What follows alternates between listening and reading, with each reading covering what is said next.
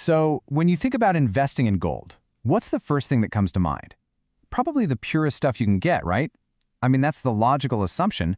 But what if an expert told you that for a really savvy investment, a less pure gold might actually be the smarter choice? Okay, let's dive into this exact scenario. Imagine this.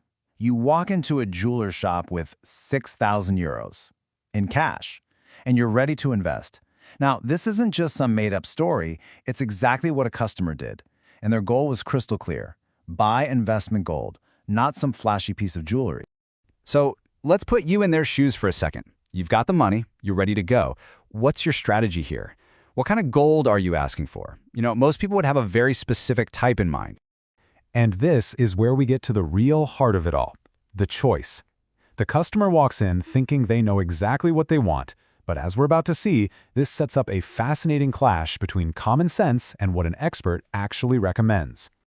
So on one side, you have the customer's assumption, and it's a firm one. I've heard 24 karat is the real investment gold. It is the purest after all. But then on the other side, the jeweler immediately pushes back, suggesting 18 karat gold instead. Now that sounds totally backwards, right? Why would you ever choose less pure gold as an investment? So what's the jeweler's secret? What do they know? Well, the surprising answer has nothing to do with the purity of the metal itself. It's all about a crucial little detail that a lot of investors totally overlook: taxes. This is the million-dollar question, or I guess in this case, the 6,000 euro question. The customer is confused, and honestly, so would I be. Why would the expert suggest what seems like the lesser option? And here it is, the big reveal. The jeweler explains that any profit you make from selling 24 karat gold gets hit with a huge 26% tax, but the 18 karat gold is completely tax exempt. All of a sudden, the expert's advice makes perfect sense.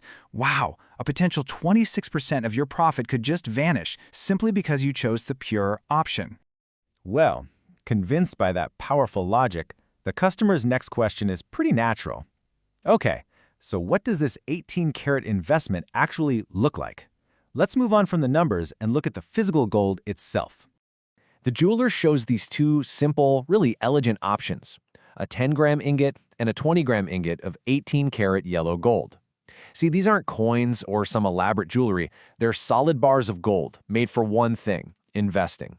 But how can you be sure they're the real deal? And this is where it gets really cool. To guarantee that it's authentic, the jeweler points out 3 key features stamped right there on the ingot itself. You've got the official stamp, which certifies its quality. You have the exact weight, clearly marked. And finally, the manufacturer's mark. Those 3 little details give you all the proof and security any investor could ever need.